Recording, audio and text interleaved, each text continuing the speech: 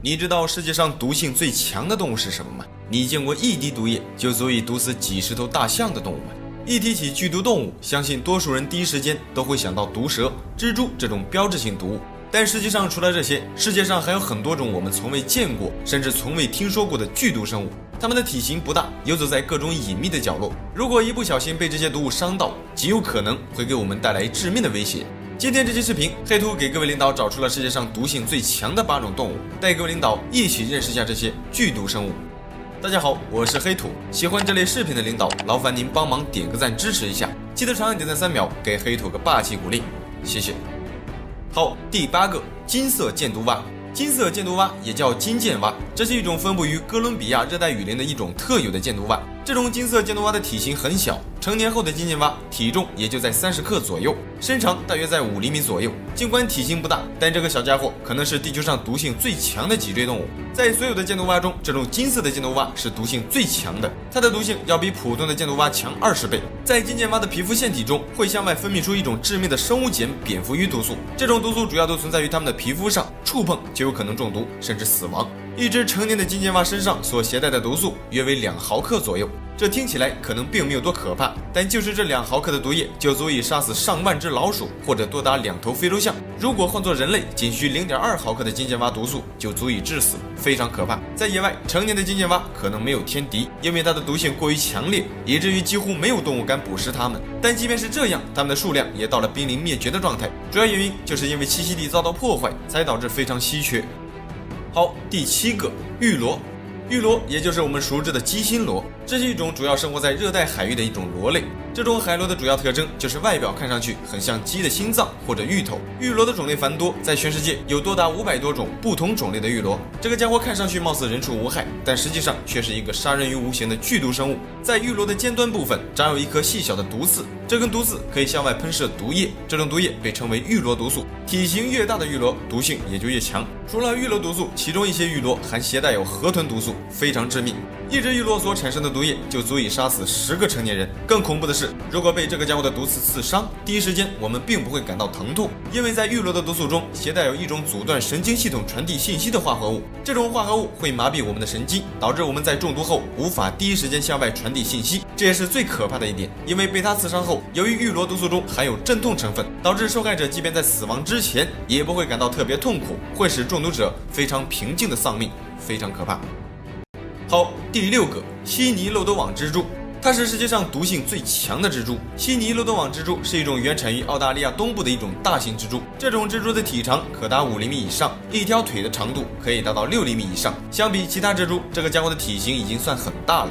这种蜘蛛主要都分布在悉尼附近，通常都活动在一些潮湿的环境里。在解毒剂没有研制出前，这种蜘蛛曾一度是当地人的噩梦，因为这个家伙不但毒性极强，而且它们的性情也极其凶猛。当遇到威胁时，它们并不会像其他的蜘蛛那样转身逃跑，一旦遇到威胁，这个家伙会变得极具攻击性。在发起攻击时，它还会跳跃起来，利用毒牙死死地咬住敌人，并且一次性向外注入体内所有的毒液，而且还会接二连三地反复对敌人发起攻击。被这个家伙咬伤后，如果不在第一时间得到救治，最快仅需15分钟就可以使一个成年人类窒息而亡。再有就是悉尼漏斗网蜘蛛的毒液对灵长类动物特别有效，也就是说它们的这种毒液放到灵长类动物的身上，毒性会变得极强。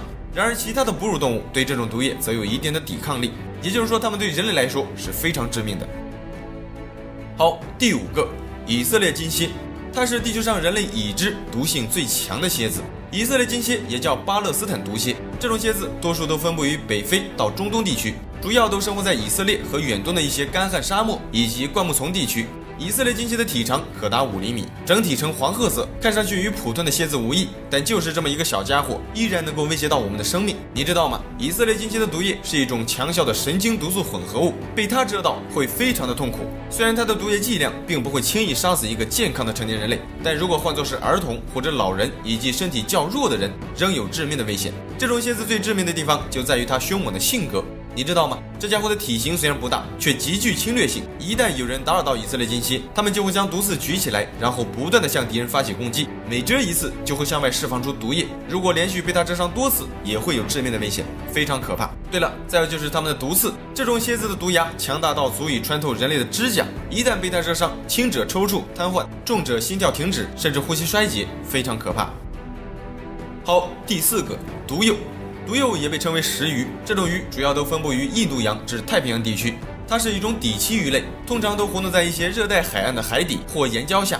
毒鼬的外形奇特，看上去就像是海底的一块石头，并不起眼。它们借助自己独特的外形，经常会将自己伪装成海底的一块石头，趴在海底一动不动。这个家伙虽然不会主动袭击我们，但如果一个不小心踩到这种毒鼬，很有可能会给我们带来致命的威胁。毒鼬的背鳍上长有多达10几根尖锐的毒刺，这些毒刺的尖锐程度足以穿透我们的鞋底，并且刺入脚掌。当它们感觉受到威胁时，背上的毒刺就会竖立起来，并向外释放出致命的毒液。这种毒液对心血管和神经肌肉系统有影响，一旦被它刺伤，会感觉到极度疼痛。这种疼痛并不是一般的疼痛，毫不夸张地说，是可以致命的疼痛。除了疼痛，随即而来的就是恶心、呕吐、呼吸停止等等一系列致命症状，非常可怕。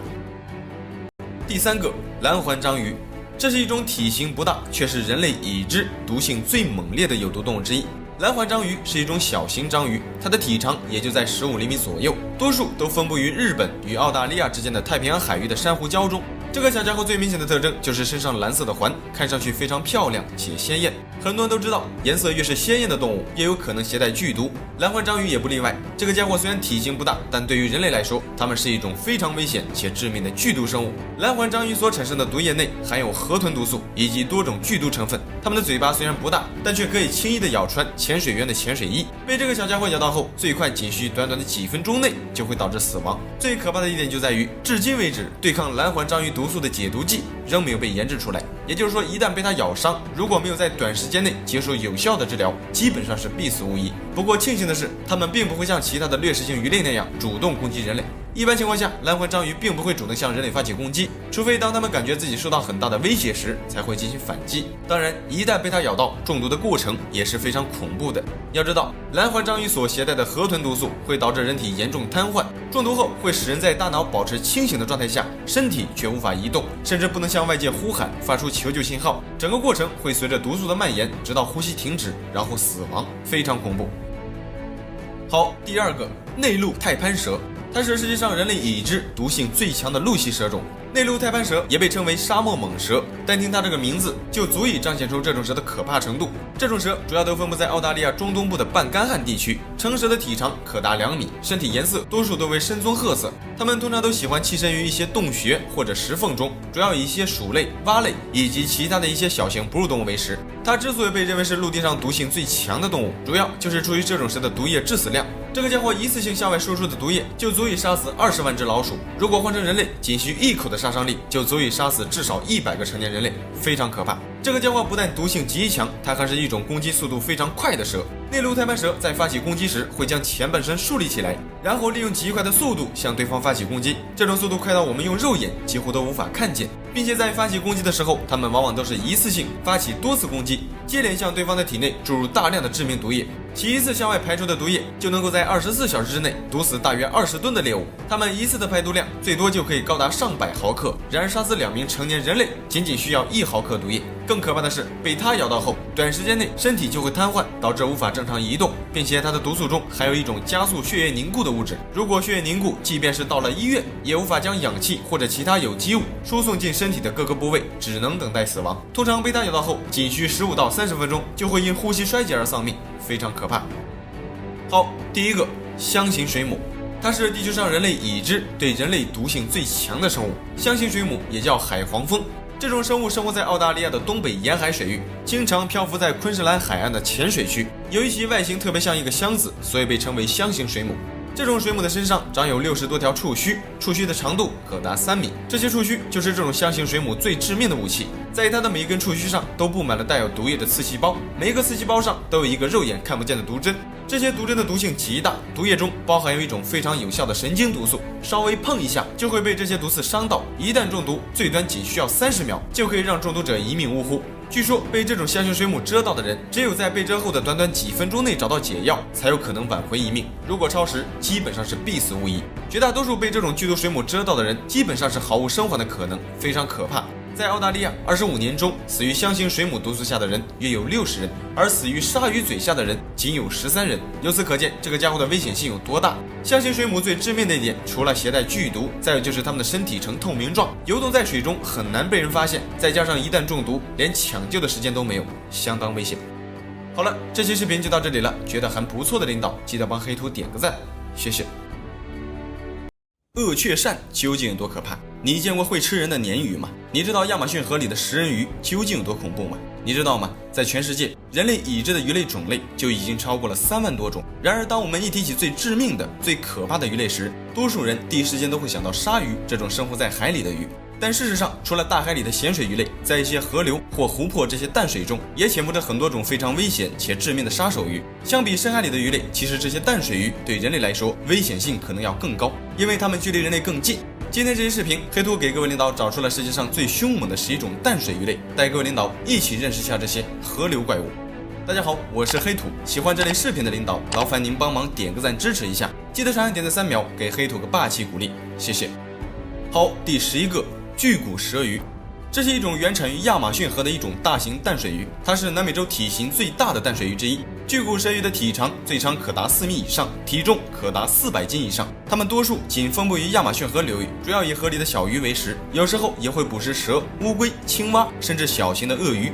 巨骨舌鱼最危险的地方，主要就在于它们的尾巴。这个家伙体型大，并且具有非常强劲的蛮力。它们可以将自己的尾巴当作武器，通过甩尾去攻击敌人。它的尾部杀伤力极强，力量足以将一个人类壮汉的骨头击碎，非常可怕。更可怕的是，这个家伙还可以跃出水面，向岸边的猎物发起攻击。巨骨舌鱼的弹跳力很强，在野外有时候也会跃出水面捕食。所以说，在亚马逊河流域，即使在岸边，也有可能被河里的鱼类袭击。对了，再有就是巨骨舌鱼是一种呼吸空气的鱼，由于特殊的身体构造，它们每隔5到15分钟就会浮出水面呼吸空气，以补充自身所需要的氧气。再有就是它们的寿命可达20年。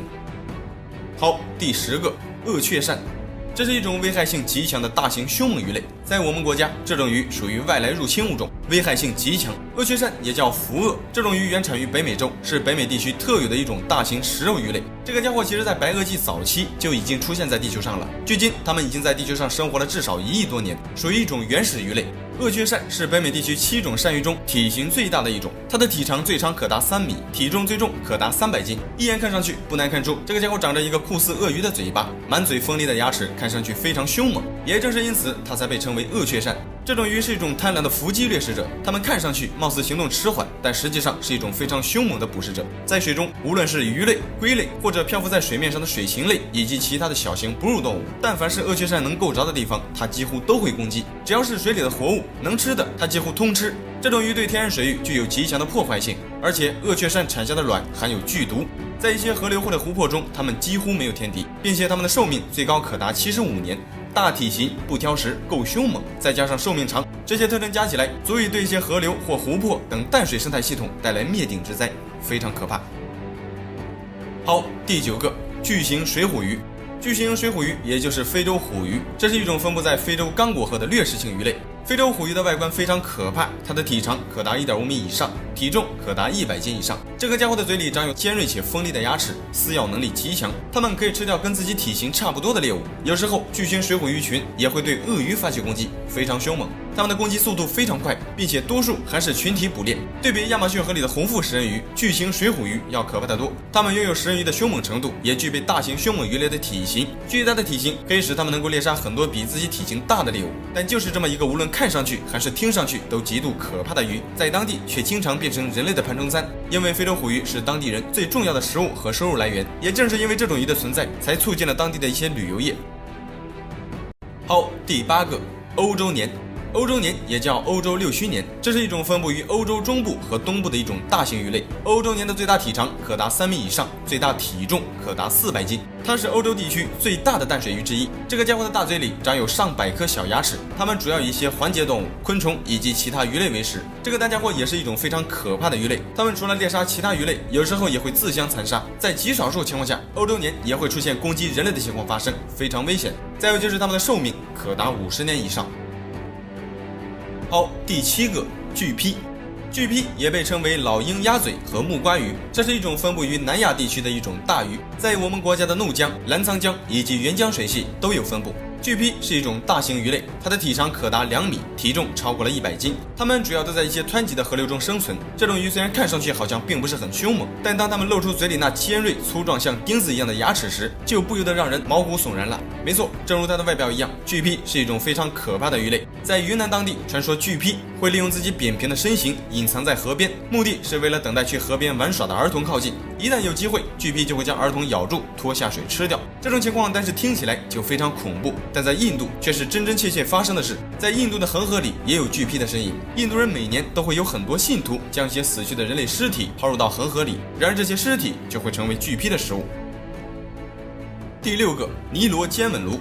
这个家伙的称号就有点多了，除了叫尼罗尖吻鲈，它还被称为龙背金刚和西非战神。这种鱼因其体型巨大、性情凶猛，因此也被列为入侵物种。尼罗尖吻鲈的体长可达2米，体重最重可达400斤，主要都分布于非洲地区。与其他的大型鱼类一样，尼罗尖吻鲈也是以一些鱼类和浮游动物为食。这种鱼的可怕之处其实并没有威胁到人类，它们威胁到的而是其他鱼类。在上世纪50年代，人们将尼罗尖吻鲈引入到东非的维多利亚湖，短短过了30年的时间，维多利亚湖里原本的数百种鱼类都被尼罗尖吻鲈赶尽杀绝，超过200多种当地特有的鱼类直接从地球上消失。由于当时人们对物种入侵的认识不够重视，才导致上百种鱼类惨遭灭门。此次事件发生后，在世界上的很多地方都有规定，严令禁止出售以及喂养这种鱼，以免对生态链带来毁灭性的伤害。好，第5个，巨型淡水黄鲷鱼。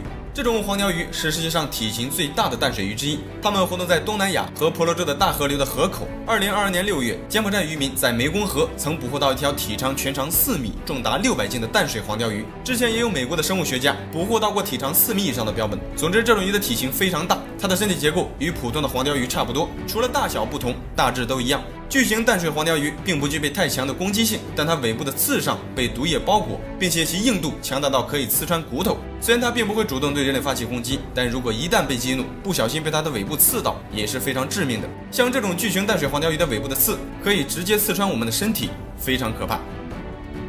好，第4个，白斑狗鱼。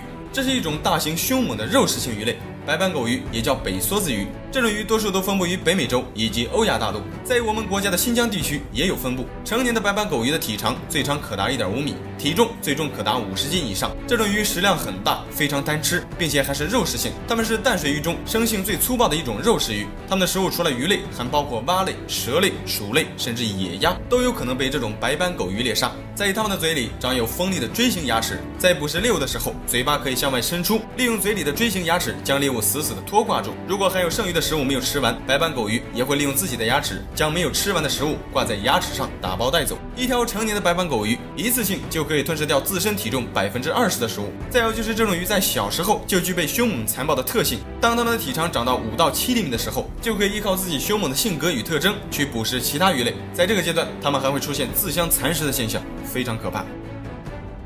好，第3个，吸血鬼鱼。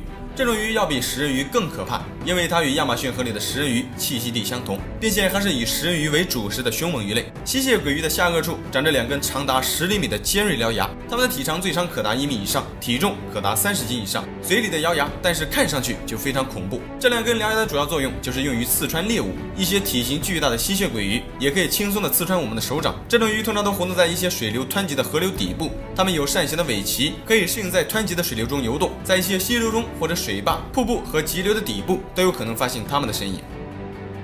第2个，电鳗。电鳗的可怕程度其实远在我们的意料之外，你知道吗？生活在亚马逊河流域的电鳗是放电能力最强的一种淡水鱼类，它一次性向外输出的电压就可以高达300到800伏，这足以将一个成年壮汉瞬间电晕在水中。它之所以被列为地球上最令人恐惧的淡水动物之一，主要就出于它的致命程度。电鳗行动迟缓，体长可达2米以上，体重可达40斤，身体呈圆柱形，看上去与一些鳗鱼比较接近。多数情况下，它们都游动在浑浊的河流底部。这个家伙除了人类，几乎没有任何天敌。即便是鳄鱼也不是电鳗的对手。如果是人类，在水中距离电鳗3到6米的范围内，就有可能被电鳗的强大电流击晕。在亚马逊河中，一旦被电鳗击晕，后果是非常可怕的。除了有可能被淹死，迎面而来的还有亚马逊河里各种致命的生物威胁，比如寄生鲶和食人鱼，甚至亚马逊森蚺，非常可怕。好，第1个，红腹水虎鱼。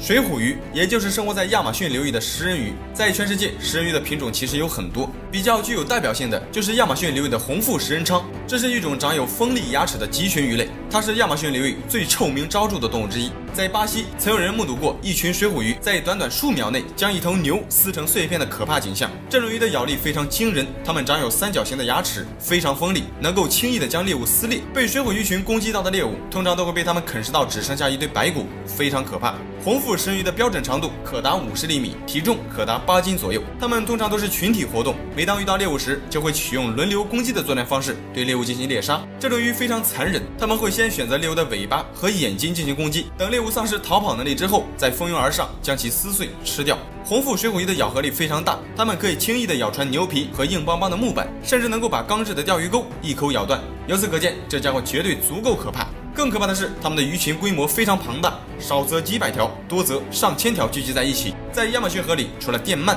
它们几乎敢于攻击绝大多数的动物，非常可怕。好了，这期视频就到这里了，觉得还不错的领导，记得帮黑土点个赞，谢谢。世界上最大的鸟究竟有多大？你见过一展可达6米以上的大鸟吗？你听说过一脚就能将一个人类壮汉踢死的鸟吗？一提起大型的鸟类，我们很多人都会偏向于一些猛禽或者秃鹫、老鹰这类的大鸟。但是你知道吗？这些猛禽的体型其实并不算太大，它们的优势主要就在于凶猛。在全世界，其实还有很多种鸟类要比这些猛禽更大、更凶猛，也更可怕。它们多数都生活在远离人类的地方，栖息于各种极端恶劣的环境下，很少会出现在人类面前。如果不是刻意去寻找这些大鸟，多数人一辈子可能都不能够亲眼看到它们。今天这期视频，黑土给各位领导找出了世界上体型最大的10种鸟类，带各位领导一起认识一下世界上最大的10种鸟。大家好，我是黑土，喜欢这类视频的领导，劳烦您帮忙点个赞支持一下，记得长按点赞3秒，给黑土个霸气鼓励，谢谢。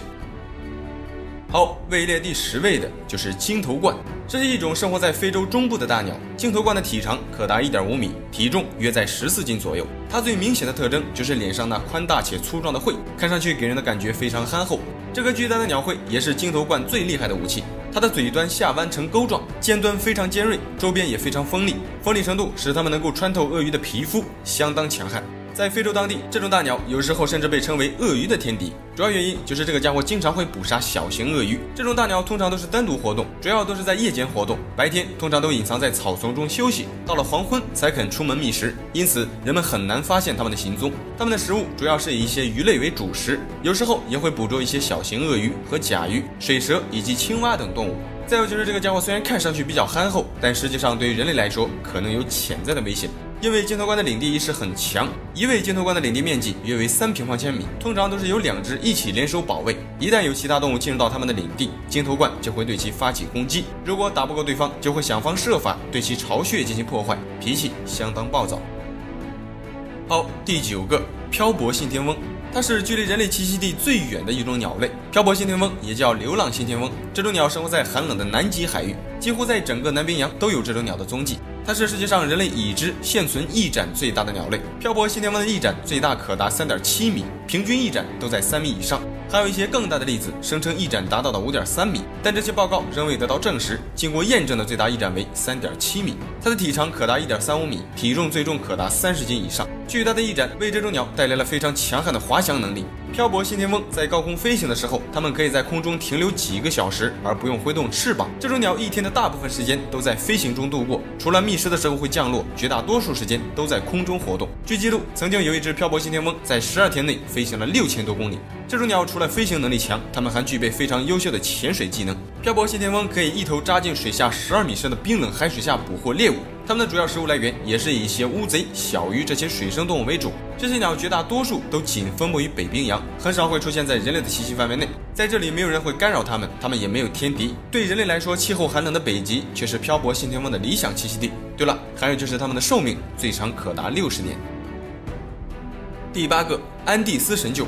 这是一种分布于南美洲安第斯山脉的一种大型猛禽，它通常被认为是世界上体型最大的猛禽。安第斯神鹫的体长可达1.3米，体重最重可达30斤，它的最大翼展为3.3米，这种大鸟最明显的特征就是它们的脖子，通常它们的脖子和头部几乎没有羽毛，因此它也被称为安第斯秃鹫。这个家伙在野外主要以一些腐肉为食。野生的安第斯秃鹫每天需要花费大量的时间在开阔的地区寻找动物尸体，它们的主要食物来源多数都是以腐肉为主，有时候它们也会去猎杀一些小型的活体动物，比如鸟类和兔子，但绝大多数它们都在处理或者清理其他动物的尸体。在一定意义上，安第斯秃鹫在生态系统中发挥着非常重要的作用。如果它们不将一些死去的动物尸体吃掉，那么这些腐肉就会成为疾病的滋生地，向外释放出很多病菌。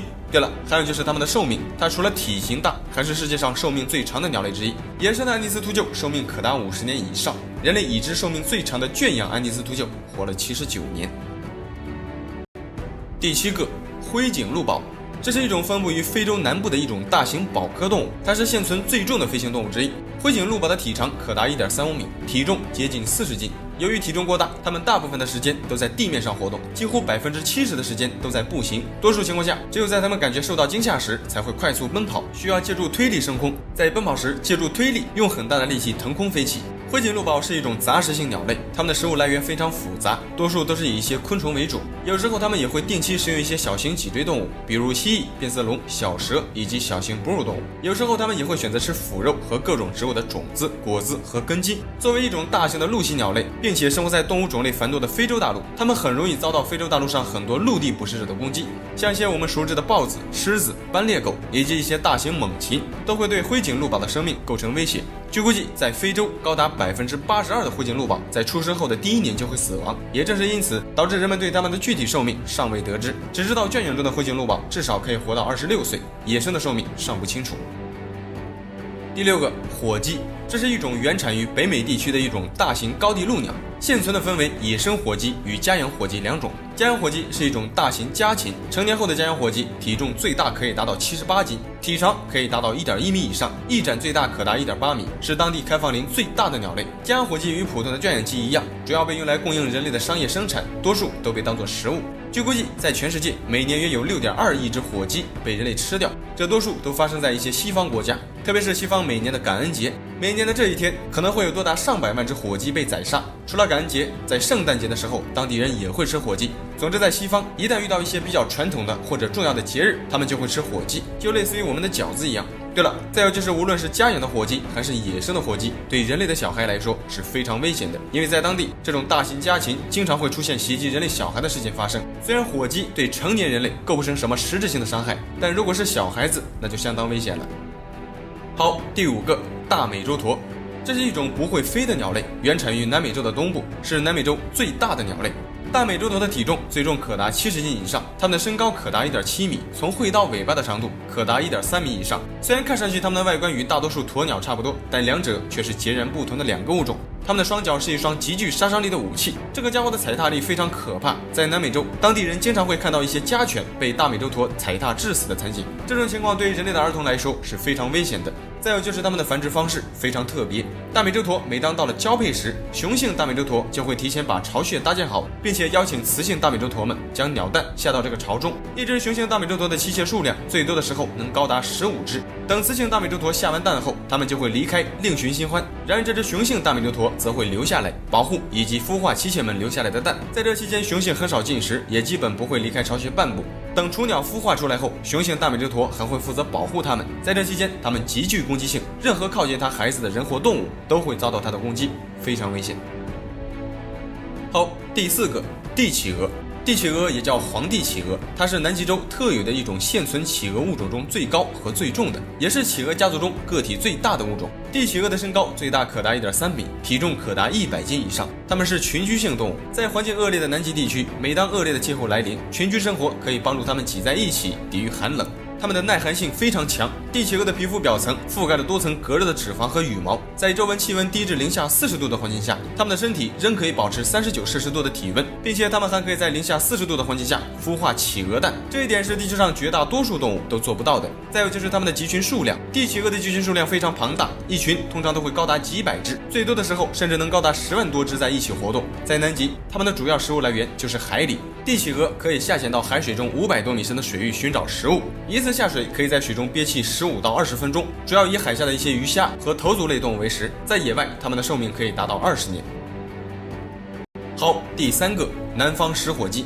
这是一种非常凶猛且极具攻击性的大型鸟类，食火鸡也就是我们俗称的鹤鸵，这是一种分布于澳洲的一种不会飞的大型鸟，共有3个不同的亚种，体型最大的是一种名为南方食火鸡的大家伙。南方食火鸡也叫双垂鹤鸵，这种食火鸡体型高大，体长可达 1.7 米，身高可达 1.8 米，体重最重可达120斤以上。它们的脚上长有3个粗壮有力的脚趾，内趾长有长达12厘米的匕首状利爪，杀伤力非常强大。它们通常都活动在一些热带雨林地区，主要以一些浆果和种子为食。这个家伙虽然体型高大，但是并不笨重。它们在奔跑的时候，时速最快可以达到每小时50公里。这个家伙对人类来说是一种非常致命的鸟类。食火鸡的攻击性很强，一旦有人类或者动物让它们感觉自己受到威胁或惊吓时，它们就会跳起来，用脚上那像刀片一样的爪子狠狠地踢向对手。食火鸡的双腿力量很大，它们在发起攻击的时候，可以利用爪子直接穿透我们的皮肤，给我们造成致命一击。更可怕的是，当它们发起疯来，我们即便是想跑也跑不过它。它们不但凶猛，灵活度也很强，这对于大多数人来说是相当危险的。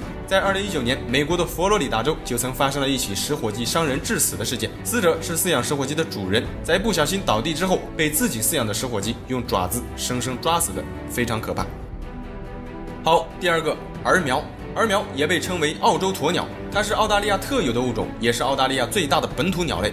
儿苗的身高可达 1.9 米，体重最重可达120斤，雌性通常要比雄性略大。这种大鸟生活在澳大利亚的开阔草原以及森林和沙漠地区，它们也是一种不会飞的鸟类。虽然没有飞行能力，但它们的奔跑速度却达到了惊人的每小时69公里，并且可以连续奔跑上百公里。那家伙的奔跑能力非常强悍。在野外，它们通常都是以一些植物为食，有时候也会吃一些昆虫等一些小动物。它们与食火鸡不一样，虽然两者都生活在澳洲，但儿苗却不具备像食火鸡那样的攻击性。儿苗相对比较友善，如果不激怒它，它们一般不会对人类发起攻击。再有就是它们产下的蛋非常特别，儿苗的蛋是一种天然的墨绿色，看上去非常漂亮。这种颜色的鸟蛋在鸟类中是独一无二的，也正是因此，在世界上很多地方，人们会在儿苗蛋上雕刻图像，当做工艺品售卖。再有就是它们的寿命，野生的儿苗寿命在10年左右，家养的则可以活到20多年。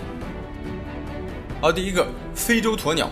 鸵鸟共分为4个亚种，体型最大的就是非洲鸵鸟。非洲鸵鸟是世界上现存最大的一种鸟类，成年的非洲鸵鸟身高可达 2.8 米，体长约为3米左右，体重可达300斤以上，它们的寿命可以达到60多年。你可能很难相信，鸵鸟在某些特定的情况下，甚至能够杀死狮子。虽然这种情况极为罕见，但它们有时候确实具备这种能力。要知道，鸵鸟的腿具备非常强劲的踢力，并且每条腿都配备了非常致命的爪子，这些锋利的脚趾很可怕，长度可达15厘米，再加上它们那重达300斤的体重，巨大的体型使得它们可以一脚踢出约280斤的力量。这种力量如果全部集中在它们尖锐的爪子上，一脚踢出去，对绝大多数动物都有可能产生致命的威胁。如果一脚踢到狮子的要害部位，是有可能将狮子杀死的。不过这种情况极为少见，一般情况下，在非洲大陆，大多数食肉动物都会避开鸵鸟，不想与之发生冲突，因为即便鸵鸟不予反抗，除了猎豹，绝大多数食肉动物是很难追得上鸵鸟的。要知道，成年的鸵鸟一步可以跨越3到5米的距离，它们在高速奔跑时，时速最高可以达到70公里每小时，还能跨越5米多高的障碍物。除了猎豹，一般的动物很难追得上它们。再加上鸵鸟的身高较高，视野范围比较开阔，它们能够及时发现敌害，所以一般情况下，像狮子、猎豹这类的野兽，并不会将鸵鸟列为猎杀对象。对了，再有就是鸵鸟对人类来说是一种具有致命威胁的动物，一定要与它们保持安全的距离，因为这个家伙的腿非常可怕。好了，这期视频就到这里了，觉得还不错的领导，记得帮黑兔点个赞，谢谢。